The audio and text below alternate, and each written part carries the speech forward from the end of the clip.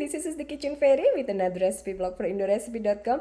And for today's recipe, it is sour cherry clafoutis. It is so nice. I mean, we harvested our sour cherry. It is so nice when you could bake or cook using something from the garden. It is so nice for us, for me especially, because we just love gardening. So when we harvest something and then we can use it for our cooking or baking, it's a happy feeling. Anyways, check out the full video and I'll see you soon again. Bye. Today I'm gonna harvest all these cherries and I'm gonna use them up because it's time to harvest them for sure. This is 500 grams of sour cherries with the seed. We're gonna remove the seed.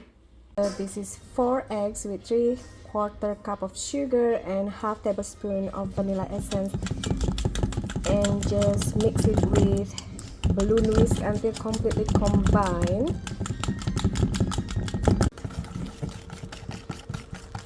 Then add in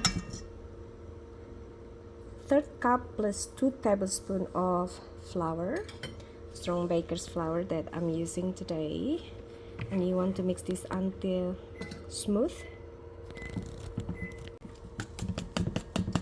Mix the flour until smooth. Once smooth, we're gonna add in 3/4 cup of heavy cream and 3/4 cup of milk, followed with our cherry, and mix it again until combined.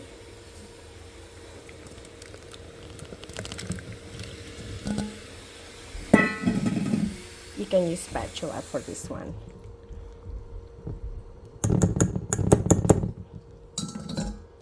And then we're gonna pour this mixture onto our greased pan or mold.